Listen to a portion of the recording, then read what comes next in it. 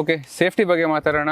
Air bags 6 air bags standard across all variants. ESC, EBD, traction control, hill start assist ಅವೆಲ್ಲ again standard ಆಗಿದೆ.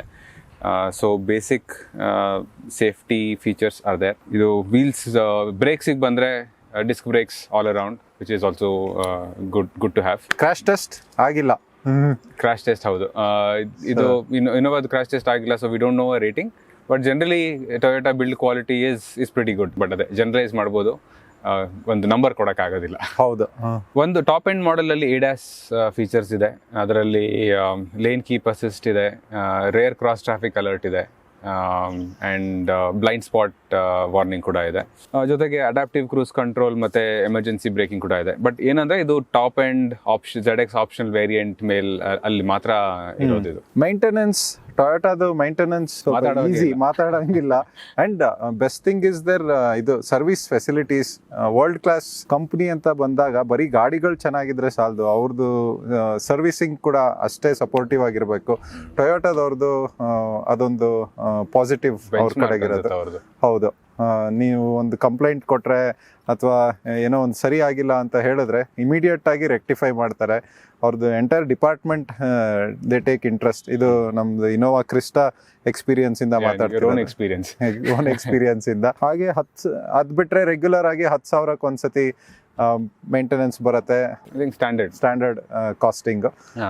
And expensive ಕೂಡ ಇಲ್ಲ. Maintenance is fairly reasonable cost wise. ಹೌದು. ಕೊನೆಯದಾಗಿ ನಮ್ಮ ವೀಕ್ಷಕರಿಗೆ summarise ಮಾಡೋಣ ನಮ್ಮ ಇಡೀ ಕಾರಿನ ವಿವರಣೆನ. ಪಾಸಿಟಿವ್ ಇಂದ ಶುರು ಮಾಡೋಣ. ಪಾಸಿಟಿವ್ ಫಸ್ಟ್ ಇದೆಯಲ್ಲ, ಹೆಸರು ಇನ್ನೋವಾ ಅನ್ನೋ ಬ್ರ್ಯಾಂಡ್ ನೇಮ್, ರೈಟ್?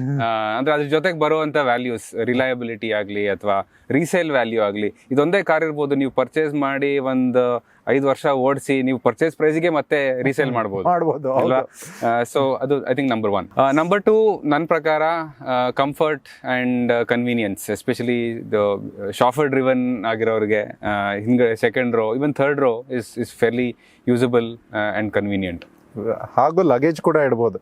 ಮೂರು ರೋನು ಇದ್ದಾಗ ಲಗೇಜ್ ಇಡೋಕ್ಕಾಗೋಷ್ಟು ಜಾಗ ಇದೊಂದೇ ಕಾರಲ್ಲಿ ಇರೋದನ್ಸುತ್ತೆ. Correct. So space and practicality number 3 ಅನ್ಸುತ್ತೆ. ಮೈಲೇಜ್ ಇನ್ನೊಂದು ಮುಖ್ಯವಾದ ವಿಷಯ. ದೊಡ್ಡ ಕಾರ್ ಇದು, 6 ಸೀಟರ್, 7 ಸೀಟರ್, 8 ಸೀಟರ್ ಆಪ್ಷನ್ಸ್ ಇರುವಂತ ಕಾರ್ ಇದು. ಇದರಲ್ಲಿ ಕಾಂಬಿನೇಷನ್ ಆಫ್ ಪೆಟ್ರೋಲ್ ಮತ್ತೆ ಬ್ಯಾಟ್ರೀಸ್ ಇರೋದ್ರಿಂದ 20-21 ಮೈಲೇಜ್ ಡೆಫಿನೆಟ್ ಆಗಿ ಸಿಕ್ಕತ್ತೆ. Petrol for petrol car, diesel ತರ ಮೈಲೇಜ್. ಸೊ ಅದೇ ಡೀಸೆಲ್ ಮಿಸ್ ಆಗೋದಿಲ್ಲ ಅಂತ ಅವಾಗಲೇ ಮಾತಾಡ್ತಾ ಇದ್ದೆ. ಕರೆಕ್ಟ್.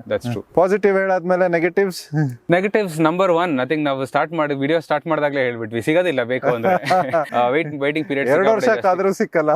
ಹೌದು, ಬುಕಿಂಗ್ಸ್ ತಗೋತಾ ಇಲ್ಲ, ವೇಟಿಂಗ್ ಪೀರಿಯಡ್ ಸಿಕ್ಕಾಪಟ್ಟೆ ಜಾಸ್ತಿ. ಸೊ ಸಿಗೋದೇ ನಂಬರ್ 1 ಪ್ರಾಬ್ಲಮ್. ನಂಬರ್ 2 ನನ್ನ ಪ್ರಕಾರ is the pricing. Very premium priced, up to 38 lakhs ಈ ಪರ್ಟಿಕ್ಯುಲರ್ ಮಾಡೆಲ್ ಆನ್ ರೋಡ್ ಆಗೋದು. ಒಳಗಡೆ ಇರೋ ಫೀಚರ್ಸ್ ಅಂಡ್ ಇಂಟೀರಿಯರ್ ಕ್ವಾಲಿಟಿಗೆ ಆ ಪ್ರೈಸ್ ಸ್ವಲ್ಪ ಪ್ರೀಮಿಯಂ ಅನ್ಸುತ್ತೆ. ಒಂದು ಟೈಮ್ ಇತ್ತು ಟೊಯೋಟಾದವರು ರಿಲ್ಯಾಕ್ಸ್ ಮಾಡ್ಬೋದಾಗಿತ್ತು, ನಮ್ದು ಪ್ರಾಡಕ್ಟ್ ಚೆನ್ನಾಗಿದೆ ಅಂತ.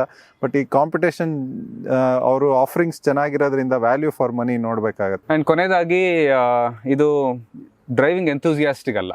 ಹಿಂದ್ಗಡೆ ಕುತ್ಕೊಂಡು ಕಂಫರ್ಟಬಲ್ ಆಗಿ point A to point B ಹೋಗೋರಿಗೆ perfect car. I think that summarises the whole car. Correct. ಒಂದು ಲಕ್ಸುರಿ ಕಾರಿಗೆ ಸ್ಪೆಂಡ್ ಮಾಡೋ ಬದಲು ಇದಕ್ಕೆ ಸ್ಪೆಂಡ್ ಮಾಡಿದ್ರೆ ನಿಮ್ಮ your investment is safe. Absolutely. So ನಮ್ಮ ಮುಂದಿನ ವಿಡಿಯೋಗಳಲ್ಲಿ ಟೊಯೋಟಾ ಹೈಲಕ್ಸ್ ಅಥವಾ Tata Harrier Safari, Grand Vitara, Hyryder, ಈ ಕಾರ್ಗಳನ್ನ ವಿಮರ್ಶೆ ಮಾಡಬೇಕು ಅಂತ ನಾವು ಪ್ಲಾನ್ ಮಾಡ್ಕೊಂಡಿದೀವಿ. ಫಸ್ಟ್ ಯಾವ್ದು ಬೇಕು ಅಂತ ನಮಗೆ ಕಮೆಂಟ್ಸ್ ಅಲ್ಲಿ ತಿಳಿಸಿ. ಹಾಗೇನೆ ವಿಮರ್ಶೆ ಇಷ್ಟವಾದಲ್ಲಿ ಲೈಕ್ ಮಾಡಿ, ಕಮೆಂಟ್ ಕೊಡಿ. ಸೇಫ್ ಆಗಿ ಡ್ರೈವ್ ಮಾಡಿ. ನಮಸ್ಕಾರ.